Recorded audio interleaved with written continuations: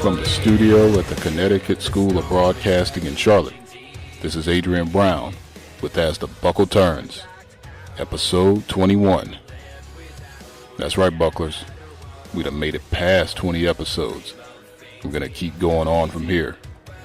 And for everybody else who's tuning in right now, I'd like to thank you and welcome you all in. We all do. No matter where you listening, iTunes, iHeartRadio, Spreaker, Spotify, Google Play, Stitcher, Tumblr, Twitter, YouTube, no matter where you are, I thank you all for your listens. And like I said, I'm seeing the downloads trickle up lately, so I know some new people have come in, and I totally appreciate that. Like I say, this is a good place for y'all to be. Me and the rest of the bucklers welcome you in. Leave some reviews and subscribe. Like the page on Facebook. Anything so we can help this grow. As usual, like I say, we're all in this together, so let's do this together. Putting my fans over will always be something I do here, and I always thank you guys for everything you do. And the one thing I'll always appreciate you guys for doing is not using me as a constant for everything that your wrestling opinion is supposed to be. I hope a lot of you out here, if you do listen to this, you probably listen to other podcasts as well. And if you do, that's actually a good thing, because I listen to other podcasts as well, all types of podcasts, wrestling, true crime, conspiracy theory, anything that can feed my brain, anything that can help me grow intellectually, grow as a person. I'm all for that.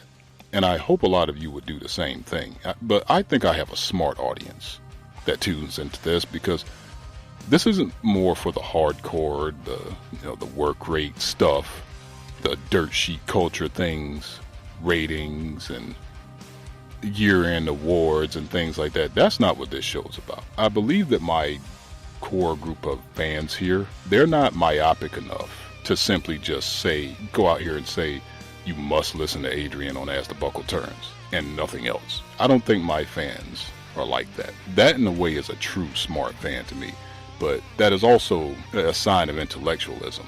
If you get your news and opinion, there's nothing wrong with listening to opinion, because everybody's entitled to one.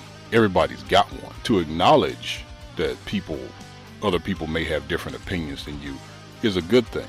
And if you're willing to listen to dissent, that's a sign of intellectual honesty. That's a sign of seeking knowledge in other places. Don't get me wrong now. I appreciate, I pop sometimes. I've had a few people tweet, quotes from my show on their Twitter feeds and tag me in it and things like that. And that's cool. It'll pop me a little bit. Sometimes, I'll be marking out inside like, yeah, man. Maybe I said something profound enough that somebody wanted to say. It makes me feel good about myself. Nothing wrong with that. What I wanted to get into today is the cult-like behavior that is exhibited out there by a lot of people and a lot of wrestling fans when it comes to fandom and of the certain people who talk on these mics and post content online, whether it's paid for or not. Don't get me wrong. You never know. Maybe if I do get big enough, maybe there'll be a Patreon for this, and maybe some of you may want to pay for extra stuff I put out, but for right now, we know this isn't monetized. If it gets there, so be it. But at the same time, I guess I'm not saying per se that I'm gonna be bashing people that do all that, because if you made a niche for yourself, if you made a name for yourself, and people want to pay for your words and pay for your opinion and pay for your content like that, that's good on you. The issue I'll always have with that is when people are so wrapped up in someone else's opinion, as I said on episode 13, when you wrap yourself up in somebody else's opinion and identity that you don't have an opinion of your own, that becomes a problem. And a lot of times it's become so much of a problem that the behavior exhibited by a lot of wrestling fans today, you can immediately tell how they post or how, when they make certain, if they reply to certain commentary or tweets or posts online or anything like that, you can immediately tell by the jargon that they use, by the way they structure their sentences or anything. you can automatically tell who they listen to. And in that case, you can probably tell who they're not fans of as well. That's kind of sad, because if I'm able to sit there and tell probably exactly, if I ask you a question and I can already predict your answers, that might be an issue in itself. You might want to re-examine yourself and how far you've gotten wrapped up into exactly what you like listening to. Because I'll never sit here, I listen to a lot of different people, but never once have I believed, if I listen to myself talk on this microphone or tweet online or post anything on any social media, I can't see myself speaking any type of way of anything I listen to, no matter what type of podcast or content that I listen to online. I never let somebody else's identity overlap mine. It's a cult-like mindset. I don't even think these guys realize they've done it, but when they realize they have done it, they embrace it so much that they don't really care to correct their behavior after the fact, because again, it's going to make them money. And again, I'm not going to fault somebody for making money. I mean, you could even tell that a lot of times, not just even in wrestling talk. I mean, even out, if you bring up something, as usual, like I always say, I compare wrestling a lot of times to politics, because you can these days. I can immediately tell if you get into any type of political argument or discussion online, you can immediately tell who somebody listens to if they use a certain phrase, because you know that talking head on the radio or that guy on his or hers YouTube show or something like that, they have certain catchphrases or certain things that they use all the time, certain things that describe media that may not agree with them. And the same people who listen to them on a daily basis will try to sound smart by using those exact same words in their posts. And sometimes, if they decide to make content of their own, they use those exact same phrases on their shows as well. And it becomes like a hive-like mindset. And it's just like the same words and the same phrases and the same jargon and everything. It's just immediately broadcast through these same people over and over again. And again, the only thing I can compare it to is a cult. And you're constantly bouncing around the same ideas, and they immediately just keep coming back onto you. Hence the term echo chamber.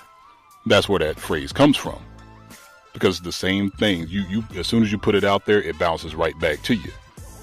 Even if it's not just from yourself, it'll come right back to you via somebody else. And that effect is real. I mean, 100% real. Because you can see the same content, the same words, the same phrases over and over again. And they're constantly being taught that everybody in their circle or everybody in their mindset's their friend, and anybody outside of that mindset is 100% the enemy. There's no room for debate there. And a lot of times these are the same people who say they like debate or they welcome dissent, but they do everything they can to make sure that their followers shut it down. They can sit there and believe that they welcome it, but not really. Because all they really want is their biases confirmed. This can not only just apply to wrestling commentary, this can apply to life commentary. Okay, nobody really and truly wants debate anymore. All they really want to know is man, does this person thinks the same way as I do? Cool. I don't need to know anything else. And that type of myopic thing isn't going to help anybody. And the way I relate that to the wrestling business, if you just look at, the prominent wrestling talkers, be they a dirt sheet writer, be they a YouTube talker, the same old jargon, the same old logic you see floated around probably for the last, 20 years, since the wrestling business got changed completely during the late 90s. But after all that ended, there's been this culture that's done its best to try and either downplay that era or done its best to uplift the current era, which is not very good on ratings. Like the whole Kevin Nash is the lowest drawing champ narrative. That'll be recycled to the end of time, whether it's true or not. You can see the numbers that may back up their point, but it's become such a solid talking point about him being such a low drawing champ, but the whole entire business was down that year. That's the one thing they won't talk about. Everybody was down from the United States to Mexico to Japan. That wasn't Kevin Nash's fault. That was just a product of the business.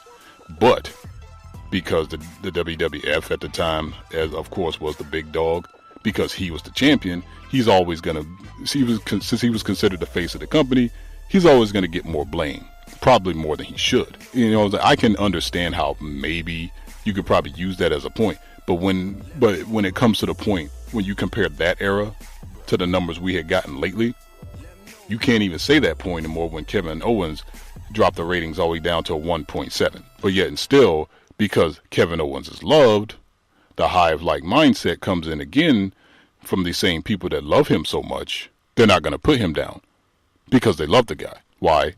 Because their favorite YouTube guy puts him over. Because their fans constantly keep putting him over. Because the dirt sheet guy puts him over. And because the narrative always said, since Kevin Nash was so bad, we have to constantly put him down. Or, quote, NXT being better than WWE, even though NXT is part of WWE. Yes, the developmental brand is viewed as better, even though the developmental brand is not on television. And even though the developmental brand is still under the same umbrella. Even though the main roster's logo is in the middle of the NXT logo. It's like recently, like I said, with the WWE being voted as the worst promotion of the year by the Wrestling Observer newsletter. I had to put it out there on Twitter. I'm like, they do understand that includes NXT, right? But for some reason it's viewed as separate. Why? Because they tell you to. Because you can't be seen as putting it down. Period.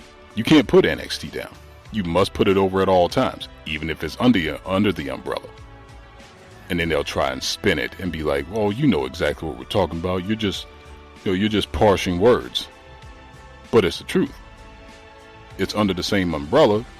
So if you're going to criticize the WWE, you have to criticize NXT.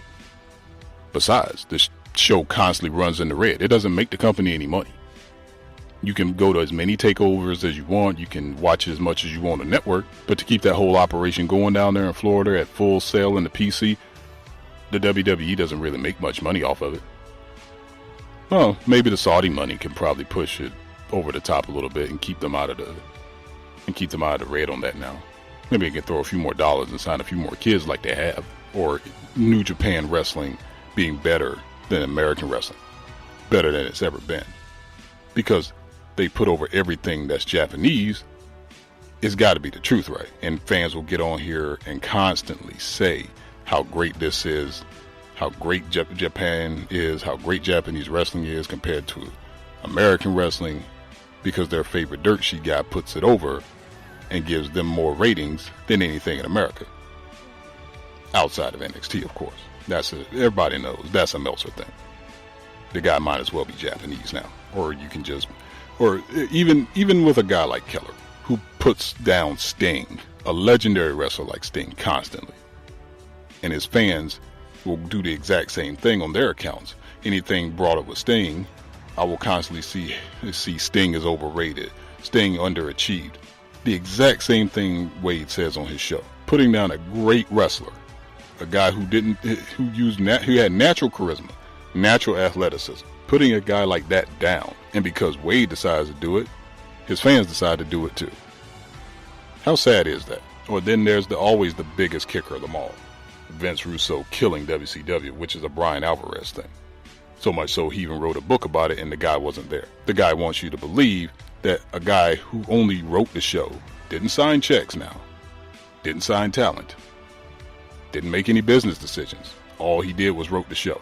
But because of that hive-like mindset of these people, they believed it. If you repeat something over and over again, enough time, you can make somebody hate anything. You can make somebody love anything. And especially if nobody's coming around to either, one, defend themselves, or come up with a different narrative on a just as big enough platform to refute it. And if neither of those two things happen, there's not much you're going to be able to do about it. So eventually somebody will buy into it as the truth, even if it is a bold-faced lie. But when it comes down to it, you'll never get the entire story as long as you're stuck in your own bubble. If you're constantly surrounded by the same opinions, the same words, the same phrases all the time, all you end up having is your biases confirmed. Because I'll be honest with you, that's the main reason I started this show. Why? Because I was on that other side. And a lot of these guys that I may, take some jabs at, I listened to those guys for a good little while. Maybe for a good 2 years when I finally got back into wrestling again. But I was like, in the end, I was just like, you know what? I've got my own opinions. If I'm able to get a show started, I'm going to be the other side. Like I brought up in episode 7. I'm here to provide balance because that's something I was not seeing and I was not hearing in the wrestling media. I was not hearing on the YouTube wrestling community. I only heard one side. I didn't hear a lot of people who agree with me. But you know what? I have a perspective on that because I did used to listen to those people. I almost got completely into that world. And I also almost became the very thing I probably despise right now. Now, I got to give myself credit for that. I understood that the more I listened to them, the more I would become like them. And I didn't want to see that happen to myself. I pride myself on intellectual honesty. I pride myself on having honest debate and having honest opinion and always being 100% honest with your audience. I don't pride myself on having an agenda. Maybe to a point, everybody does have one. But I don't let that be my 100% goal with this. My goal with this, if you can probably all tell, the ones of you who've been loyal to me, my goal for this, one, like I said, was to provide balance. And two, to provide an alternate perspective, but also to inform. That's why I made this topical. I didn't make it review heavy. You see the shows. But a lot of people say the exact same things all the time. I want it to be different. And I didn't want it to be the same old same. Like I said, there's plenty of content like that out there. Plenty of it. Maybe too much of it. And eventually, I don't understand how a lot of people can still keep listening to that over and over again. And pay for this. And pay for all that same old content they get week after week. These weird fantasy bookings, people spitting promos like they're actually writing it because they could never get into the business themselves and do it on their own. I was back there, but they've carved their niche. They've created this hive-like mentality, this collective, this coalition of zombies. And that's not what I want the Bucklers to be. But I don't know.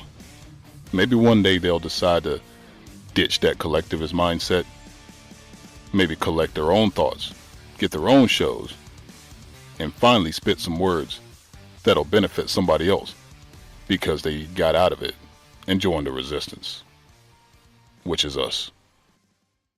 So as the buckle turns for this week, everybody, I'd like to thank you guys for tuning in as always. Decided to do something different this week by dropping the show on a Sunday instead. Had to relax a little bit on Saturday, but anyway, I got you another upload in here. But as usual, as I always say, new episode drops every Saturday unless I say so. So make sure you're tuning in. Make sure you like the page on Facebook. Follow me on social media so you can keep up with the updates.